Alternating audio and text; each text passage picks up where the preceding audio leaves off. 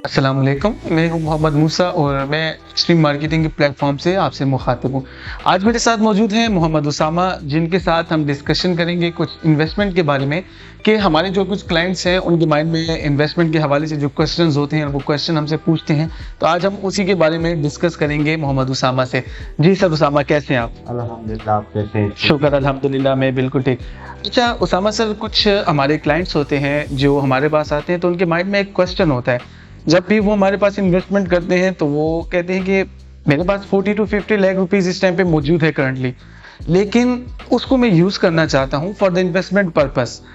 तो वो एक ऐसा कौन सा सेक्टर है कि जहाँ पे मैं इन्वेस्टमेंट करूँ तो वो जो मेरी इन्वेस्टमेंट है वो सिक्योर रहे और उसमें मुझे प्रॉफिट भी मिले।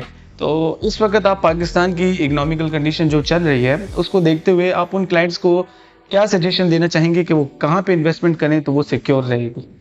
जी बिल्कुल, क्लाइंट की ये बात क्लाइंट की होनी भी चाहिए कि वो कहाँ पे इन्वेस्टमेंट करें कि वो सिक्योर और सेफ हो, क्योंकि जो बंदा भी इन्वेस्टमेंट करता है, इन्वेस्टमेंट पॉइंट ऑफ व्यू से अगर आप देखें तो हर एक बंदा ये सोच कर इन्वेस्टमेंट करता है कि उस पर अच्छी से अच्छी प्रॉफिटेबिलिटी कमा सके। बिल्कुल। आज की कंडीशन की आपने बात की, पाकिस्तान इकोनॉमी की अगर आप बात करें तो वो थोड़ा सा जो है कंडीशन जो है वो स्टेबल नहीं जा रही बहुत से बिजनेसेस के लिए। एग्जैक्टली। अगर आप न्यू बिजनेस एस्टेब्लिश करना चाह रहे हैं और मार्केट में आना चाह रहे हैं तो ये वो कंडीशन बिल्कुल है ही नहीं कि आप यहाँ पे न्यू बिजनेस इंट्रोड्यूस कराएं और उस पर आप प्रॉफिटेबिलिटी की कोई तवक्को रख सकें। तो ये कंडीशन मद्देनजर रखते हुए जो है हमारे पास सिर्फ एक ही बेटर ऑप्शन और बेस्ट ऑप्शन जो बचता है ना, रियल एस्टेट इंडस्ट्री का ऑप्शन बचता है। अगर आप रियल एस्टेट इंडस्ट्री में प्रॉफिटेबिलिटी कमाना चाह रहे हो, आपको अच्छी मिलती है, अगर आप उसमें इन्वेस्टमेंट करने के लिए सोच रहे हो, ठीक है, और आपके पास पैसा पड़ा हुआ है, आप इन्वेस्टमेंट करना चाह रहे हो, तो रियल एस्टेट इंडस्ट्री जो है वो ज़बरदस्त किस्म की इन्वेस्टमेंट है, जिसमें सबसे पहले जो पॉइंट है मैं आपको इसके मेरिट्स का बता देता हूँ। पहला मेरिट उसका यह आता है कि लैंड जो आपकी है वो डेप्रिशिएट नहीं होती।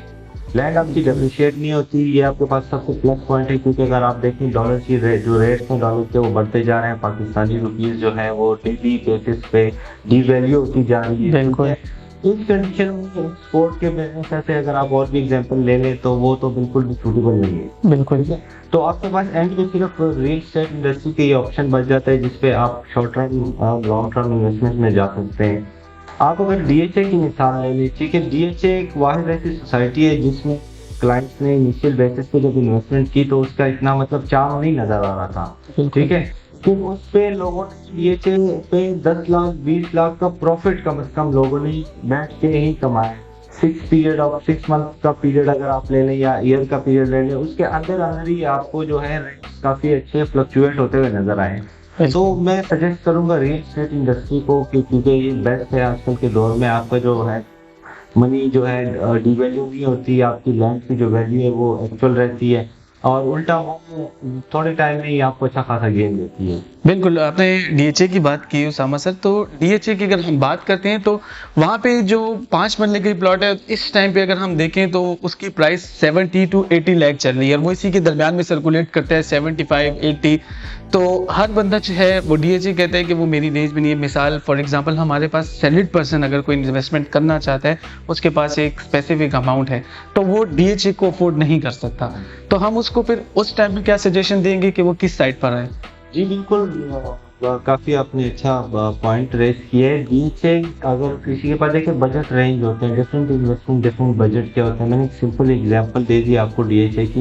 इसके अलावा भी काफी अच्छी अच्छी सोसाइटीज हैं जिसकी जो है टोटल कॉस्ट भी कम है, और बहुत सी ऐसी सोसाइटीज भी हैं कि जो कि आप इंस्टॉलमेंट पे उस पर अपनी प्लॉट की बुकिंग करा सकते हैं, ठीक है। जहाँ तक आपने सैलरीड पर्सन की बात की, ये अच्छा हुआ, काफ़ी अच्छा पॉइंट यहाँ पे आ गया। अगर आप देखो कुछ सैलरीड पर्सन होते हैं और कुछ बिजनेस पर्सन होते हैं, दोनों टाइप ऑफ पीपल भी अगर आप देखें तो इसमें हर एक चाहता है कि अपनी सेविंग्स में कुछ ना कुछ अपने प्रॉफिट्स नहीं है या सैलरीड पर्सन की जो सैलरी होती है उसका थोड़ा सा कोई पोर्शन वो सेव कर ले, ठीक है। इसी तरह बिजनेसमैन भी होते हैं, वो भी अपने प्रॉफिट का कुछ हिस्सा सेव करना चाह रहे होते हैं फ्यूचर जो उनके काम आ सके।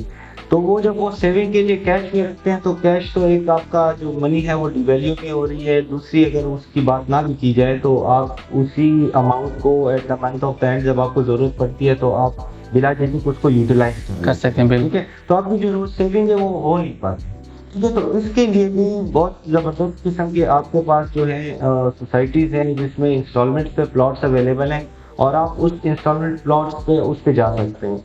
ठीक है, वो ऑप्शंस जो है वो आपको जो है बेटर रियल एस्टेट एजेंट्स जो होते हैं, अच्छी मार्केटिंग एजेंसीज जो होती है जिनकी कोई वर्थ होती है, जिनके पास प्रोफेशनल, कम से कम प्रोफेशनल जो होते हैं एजेंट्स होते हैं जो आपको अच्छी आपको ऑप्शन दे सकते हैं, क्योंकि उनके पास मार्केट की जो नॉलेज होती है काफ़ी बेहतर नॉलेज होती है और फ्लक्चुएशन प्रॉपर्टीज जो होते हैं ना उन्हें देखी होती है, तो आप वो अच्छा सजेस्ट कर सकते हैं। अगर कोई प्रॉपर्टी डाउन जा रही हो तो वो कब उठेगी कब नहीं उठेगी उसकी जो आप प्रिडिक्शन करते हैं तो वो आपको बेहतर ऑप्शन वहाँ पे दे सकते हैं और उसमें आप अच्छा खासा जो है वो प्रॉफिट गेन कर। बिल्कुल, प्रॉफिट की बात की आपने सर मेरे साथ, तो प्रॉफिट में अब क्लाइंट्स के माइंड में एक क्वेश्चन होता है कि क्लाइंट ये कहते हैं कि अगर प्रॉफिट मुझे यहाँ से आ रहा है रियल एस्टेट में इन्वेस्टमेंट करके, तो इस प्रॉफिट के लिए मुझे 40 मंथ्स वेट करना पड़ेगा अपनी इंस्टॉलमेंट को कंप्लीट करने के लिए। तो वो क्लाइंट अगर वो यही कहता है कि प्रॉफिट अगर मैं बैंक अकाउंट में अपना पैसा रख दूँ, बैंक में अकाउंट बना के वहाँ अपने जो अमाउंट है वहाँ पे रखूँ,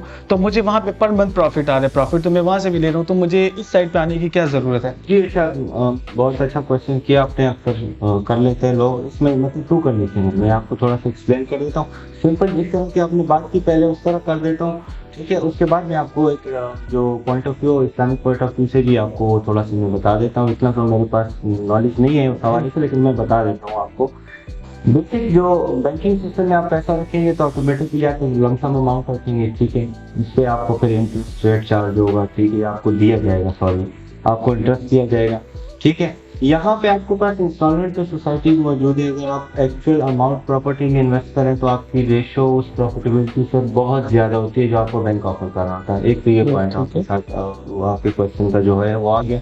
सेकंड जो point of view most important है, ठीक है, जो कि इस्लामिक पॉइंट ऑफ व्यू से है, तो ये बैंकिंग सिस्टम जब आपको इंटरेस्ट देता है ये रिबा में आता है। रिबा बेसिकली सिस्टम, अगर सिंप्लीफाइड लफ्जों में मैं बताऊं तो ये सूद सिस्टम में आता है, जो मुस्लिम हम बाकायदा अल्हम्दुलिल्लाह मुसलमान है तो हम वो प्रेफर नहीं करते उस सिस्टम पे जाने को, और हम हलाल बिजनेस की तरफ ज़्यादा तवज्जो रखते हैं और हलाल बिजनेस की तरफ ज़्यादा तवज्जो रखते हैं, इसलिए उस सिस्टम पे आया नहीं ज़्यादा, ठीक है। तो ये सिंपल है, अगर आप उसको अगर बैंकिंग में रखेंगे तो आपको एक्चुअल अमाउंट आप रखेंगे, ज़्यादा अमाउंट रखेंगे, फॉर एग्जांपल 70 लाख आप रखेंगे, जिस तरह की DHA की मैंने बात की, तो DHA आपको 5-10 लाख प्रॉफिट दे सकता है, 20 तक भी दे सकता है, हालांकि बैंक आपको एक फिक्स अमाउंट का प्रॉफिट देगा। बिल्कुल। और सेकेंडली सबसे बेटर बात यह है कि ये सिस्टम इग्नोर किया जाए तो बहुत ज़्यादा अच्छा है, क्योंकि ये हराम में आता है, सूद में आता है, तो इसको इग्नोर किया जाए तो बहुत बेहतरीन है। बिल्कुल बिल्कुल ठीक कहा उसामा सर ने कि जैसे एक बैंक में अगर हम अपनी अमाउंट रख के हैं और हम उसका वेट करते हैं कि हमने जो अपनी एक्चुअल अमाउंट रखी है हमें उससे ज़्यादा ऊपर प्रॉफिट आ रहा है, हम पर मंथ उससे ले लें, तो अगर हम उस साइड पर जाएँ तो एक वो इंटरेस्ट में आता है, और अगर हम उसको इस्लामिक पॉइंट ऑफ व्यू से देखें तो वो चीज़ हमारे लिए जायज़ भी नहीं है। तो उन्होंने हमें एक अच्छा सजेशन दिया कि रियल एस्टेट सेक्टर एक ऐसा सेक्टर है कि जहाँ पे हम इन्वेस्टमेंट कर रहे हैं, एक तो ये कि वो सिक्योर इन्वेस्टमेंट है, सेकंड ये कि उसमें जो आपको प्रॉफिट मिल रहा है उस प्रॉफिट में कोई नंबर नहीं दिया गया कि आपको, लाजमी सी बात है अगर बैंक वाले हम दे रहे हैं प्रॉफिट तो उनका एक फिक्स अमाउंट होता है, तो इसमें आप 10 लाख भी कमा सकते हैं, 20-30 अप टू, वो आपके हमवस पे डिपेंड करता है। अब इसमें एक ये कि इन्वेस्टमेंट सिक्योर है, और सेकंड ये कि हलाल इन्वेस्टमेंट की तरफ हम जा रहे हैं। उसमें इस्लामिक टर्म से कुछ और कंडीशंस आ जाती हैं, अगर हम बैंक में रखें तो हमें उस चीज़ से अवॉइड करना चाहिए, वो ज़्यादा अच्छा है। मज़ीद ऐसी वीडियोस के लिए आप हमारे साथ जुड़े रहिए, और अगर इसी हवाले से किसी का कोई क्वेश्चन है इन्वेस्टमेंट के हवाले से या रियल एस्टेट के हवाले से, तो आप इस वीडियो में कमेंट करके आप हमसे वो क्वेश्चन कर सकते हैं। इंशाल्लाह नेक्स्ट टाइम हम आपको क्वेश्चन का आंसर देंगे। शुक्रिया।